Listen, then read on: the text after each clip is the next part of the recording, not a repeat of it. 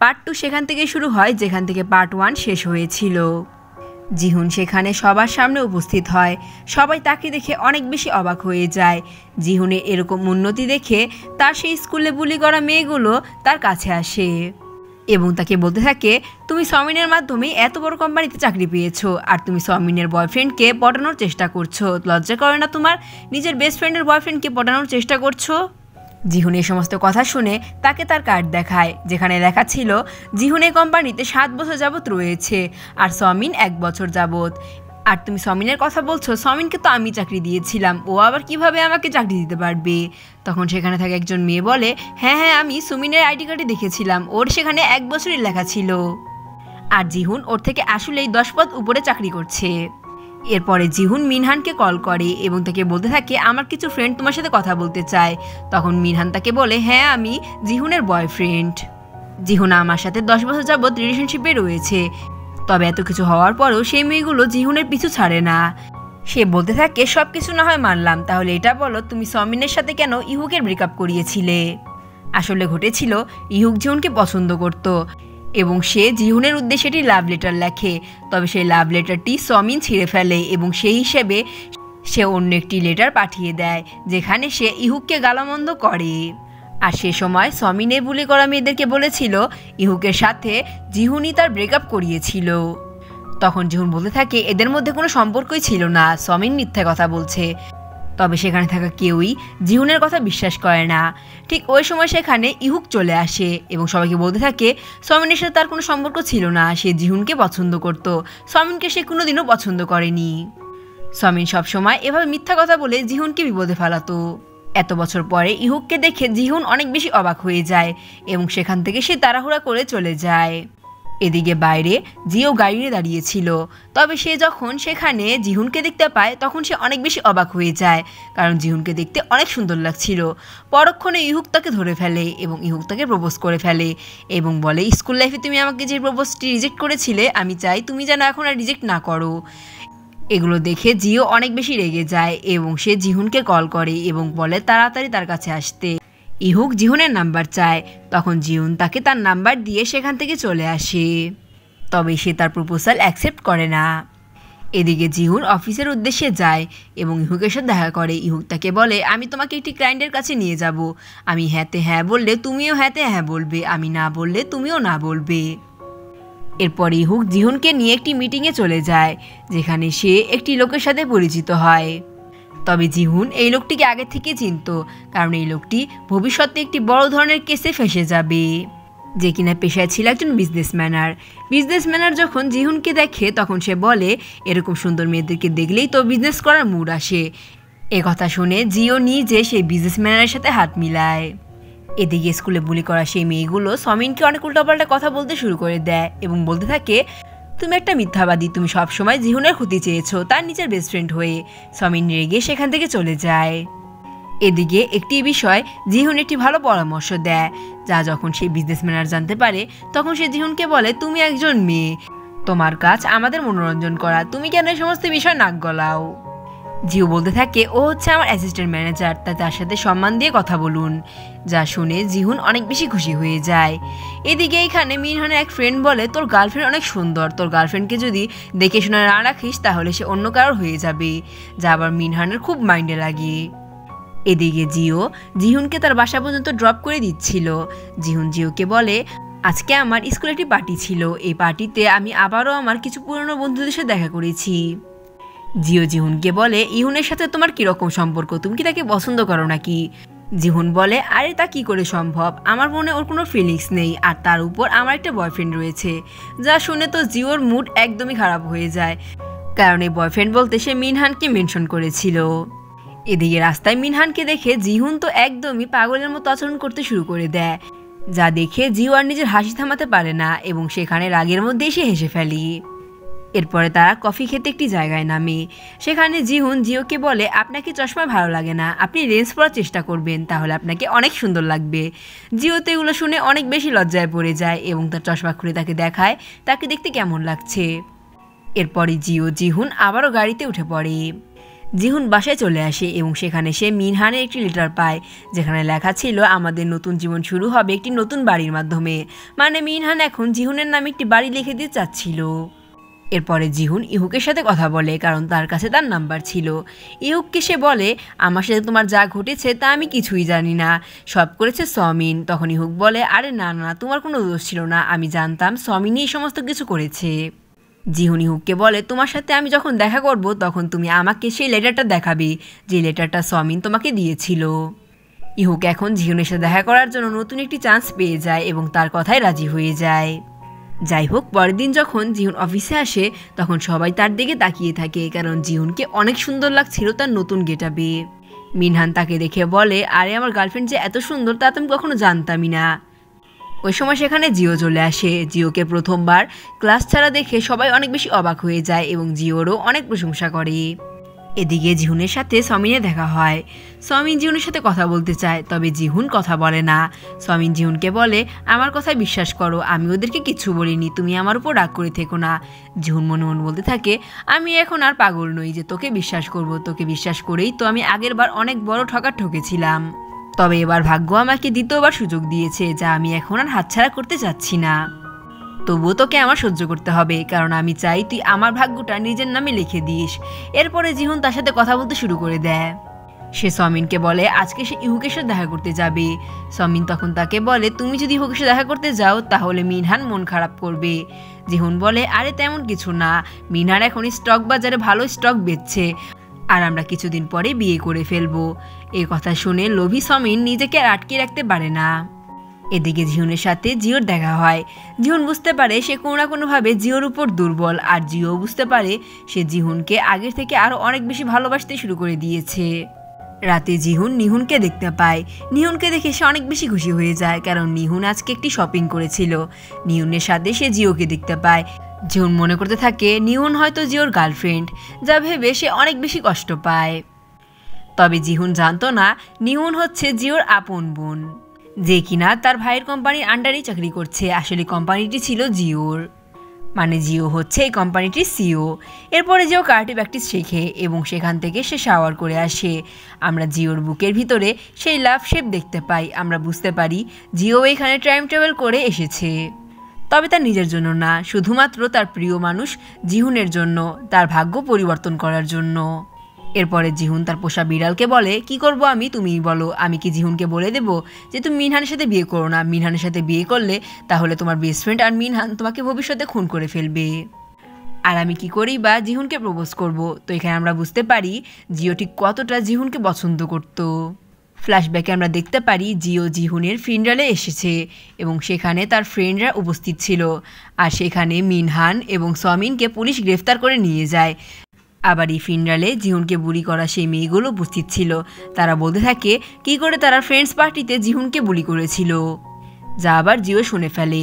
তাই তো জিও জিহুনকে সবসময় সাপোর্ট করে, কারণ জিও জানে ভবিষ্যতে জিহুনের সাথে কী কী ঘটতে চলেছে। জিও যখন সে ফিনরাল থেকে আসছিল তখন সে তার বাসায় যে বিড়ালটি ছিল সেই বিড়ালটির কারণেই তার অ্যাক্সিডেন্ট হয়ে যায়, যার ফলস্বরূপ সেও টাইম ট্রাভেল করে অতীতে চলে আসে। এরপরে আমরা জিওর ছোটোবেলার সিন দেখতে পাই, যেখানে জিও হাই স্কুল মাত্র পাশ করেছিল। তার ফ্রেন্ডরা তার কাছ থেকে টাকা চাচ্ছিল, কারণ জিও ছিল অনেক ধনী, যার জন্য জিও তাদেরকে টাকা দিয়ে দেয়। ওই সময় তার সাথে প্রথমবার জিহুনের দেখা হয়।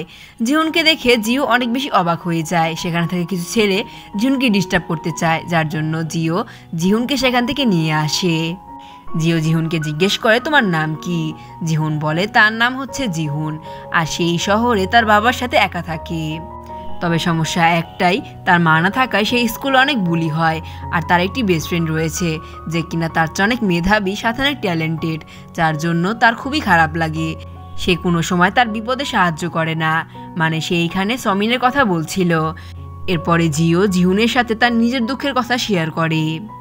জিও জিহুনকে বলে তোমার উচিত সমিনের সাথে বন্ধুত্ব ভেঙে ফেলা, কারণ যার সাথে তুমি থেকে নিজেকে আনকমফোর্টেবল ফিল করবে তার সাথে কেন তুমি ফ্রেন্ডশিপ রাখবে? তোমার উচিত নিজের বরাবর কাউকে ফ্রেন্ড বানানো। তবে জিহুন বলে তার সাথে কেউই ফ্রেন্ডশিপ করতে চায় না। পরের দিন জিও জিহুনকে একটি বিড়ালের সাথে দেখতে পারে, যার জন্য জিও সে বিড়ালটির কেয়ার করতে শুরু করে দেয়। কারণ এই বিড়ালটির সাথে জিও এবং জিহুনের একটি আলাদা কানেকশন ছিল। ছোট থেকে তারা দুইজন এই বিড়ালটিকে পালছিল। আর এই বিড়ালটি কিন্তু জিওর অ্যাক্সিডেন্ট সাথে জিওর বাসায় যে বিড়ালটি ছিল সেই বিড়ালটি। এর ঠিক কিছু বছর পরে জিও তার কোম্পানির সিইও হয়। আর সেখানে সে জিহুনকে দেখতে পায়। জিহুনকে দেখে তার খুশির কোনো সীমানা থাকে না। তবে ততক্ষণে বেশ দেরি হয়ে গিয়েছিল। জিহুন তখন মিনহানের সাথে রিলেশনশিপে চলে গিয়েছে। তবে আর নয়, জিও সিদ্ধান্ত নেয় সে জিহুনের সাথে এবার বিয়ে করেই ছাড়বে। পুরো পৃথিবীকে সে দেখাবে কি করে ভালোবাসার মানুষটিকে আগলে রাখতে হয়। এদিকে জিহুনের কাছে মিনহান আসে এবং বলে, তোমার নিশ্চয়ই অফিসের সিইও সেই জিওর সাথে কোনো না কোনো চক্কর চলছে। জিহুন তখন মিনহানকে বলে, আরে তেমন কোনো বিষয় না, ওর তো একটি গার্লফ্রেন্ড রয়েছে, তাহলে ও কি করে আমাকে ওর গার্লফ্রেন্ড বানাবে। মিনহান বলে, তুমি ছেলেদেরকে চিনো না, ছেলেদের বাসায় বউ থাকলেও তারা আড়ালে 10টা গার্লফ্রেন্ড চালায়। জিহুন এসে বলে, তাহলে তুমিও মনে হয় এটাই করো, কারণ তুমি কিছুক্ষণ আগেই বললে ছেলেরা, আর তুমিও তো ছেলে। এভাবে সে ঠান্ডা মাথায় মিনহানকে বাস দেয়। এদিকে জিহুনের সাথে জিওর দেখা হয়। জিও জিহুনকে বলে আজকে তার সাথে ডিনারে যেতে। জিহুন তাকে না বলে সেখান থেকে চলে যায়। আর জিও ভাবতে থাকে আজকেও কার সাথে দেখা করবে, এটা তো আমাকে দেখতেই হবে। এদিকে জিহুন ইহুকে সেই হোটেলে চলে যায় এবং সেখানে সে লেটারটি পড়ে, যা কিনা সম্পূর্ণ জিহুনের হাতের লেখার কপি ছিল, যা সমিন নকল করেছিল। এদিকে মিনহান সমিনকে কল করে জিহুন কোথায় আছে তা জানার জন্য।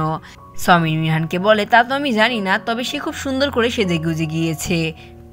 সাথে জিহুনের মায়ের নাম করে বলে, জিহুনের মা তো ছিল একজন প্রতারক, প্রতারকের মেয়ে প্রতারক হবে এটাই তো স্বাভাবিক, যার জন্য মিনহান অনেক বেশি রেগে যায়। এদিকে জিহুন ইহুককে বলে, সরি আমার একটি বয়ফ্রেন্ড রয়েছে। ইহুক তখন তাকে বলে, আচ্ছা ওই লোকটা না, যে লোকটা চশমা পরে থাকে কালো রঙের। জিহুন তাকে বলে, আরে না না না, ওই লোক না, ওই লোকটা তো আমার অফিসের বস হয়। জিহুন বুঝতে পারে সে এখানে জিওর কথা বলছে, তবে সে তো আর বলতে পারে না জিও তার বয়ফ্রেন্ড নয়, তবে জিও হচ্ছে তার ক্রাশ। এদিকে জিও জিহুনের গাড়ি ফলো করতে করতে সেখানে চলে এসেছিল। জিওকে এবং ইহুককে দেখে সে অনেক বেশি জেলাসি ফিল করে।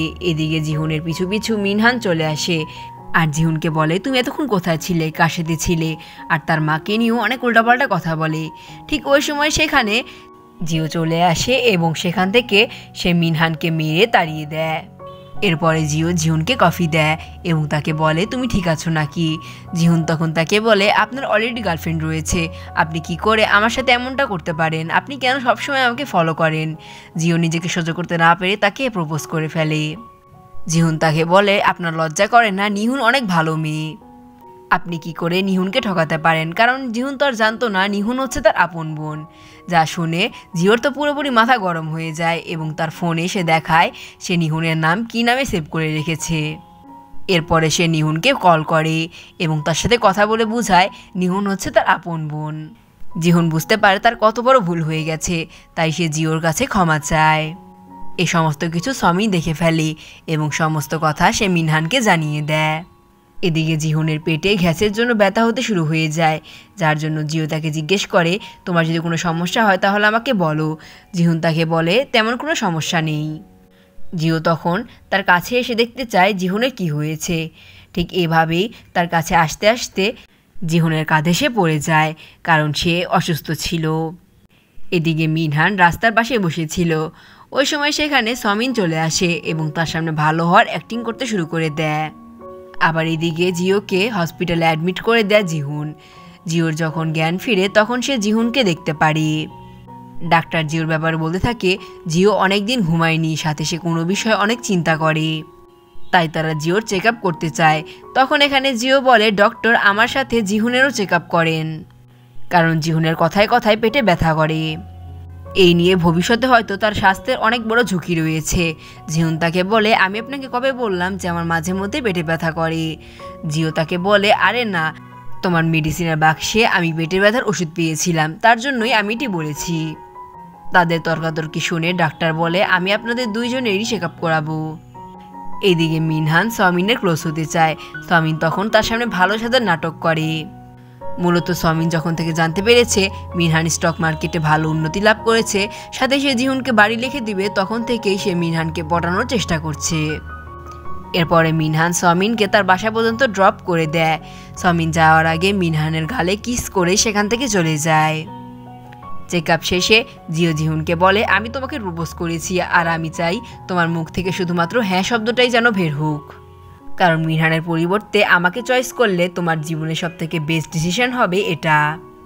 পরের দিন ইহুক জিহুনকে কিছু কফি দিয়ে যায়, যা আবার জিও দূর থেকে দেখে ফেলে।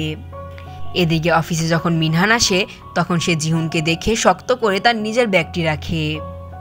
ব্যাপারটি আবার অফিসের সমস্ত লোক লক্ষ্য করে। ছাদে যখন মিনহান সিগারেট খেতে যায় ওই সময় সেখানে জিও চলে আসে এবং তাকে বলে, তুমি জিহুনের সাথে ব্রেকআপ করে ফেলো, তা না হলে আমি তোমার একটা হাত খুলে তোমার আরেকটা হাতে লাগিয়ে দিব। তুমি কখনোই জিহুনের যোগ্য ছিলে না, জিহুনের প্রকৃত যোগ্য হলাম আমি। এরপরে মিনহান জিহুনের সাথে অনেক ভালো ব্যবহার করে এবং আজকে অফিসে সে তার সাথে যা করেছে তার জন্য সে তার কাছে ক্ষমাও চায়। এদিকে ম্যানেজার কিমের সাথে জিহুনের ঝগড়া লেগে যায়, যার জন্য জিহুনের প্রজেক্ট থেকে জিহুনকেই বাদ করে দেওয়া হয়, কারণ ম্যানেজার কিম এই প্রজেক্টের মালিক সমিনকে করে দিতে যাচ্ছিল। জিহুন এই বিষয়ে সেই বিজনেসম্যানের সাথে কথা বলতে যায়।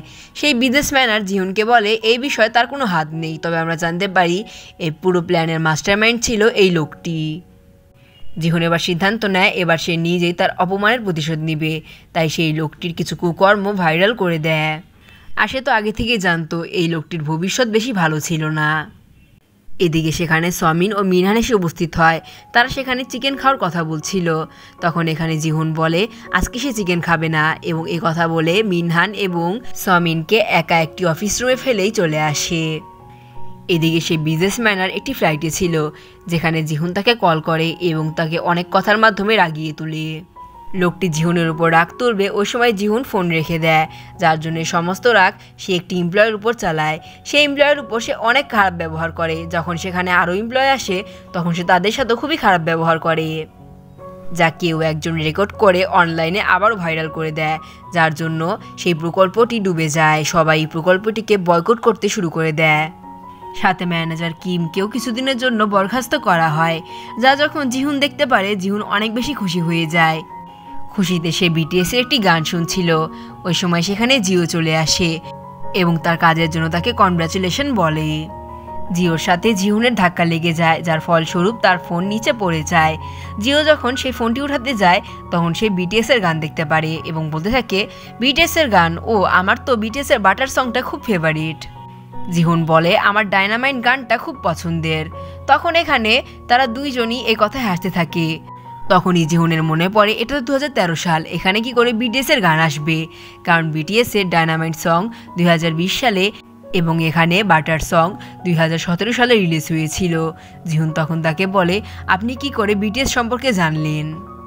জিহুনের বুঝতে আর বাকি থাকে না যে তার মতো জিও টাইম ট্রাভেল করে এখানে এসেছে। তারা দুইজন একে অপরকে দেখে হাসতে থাকে।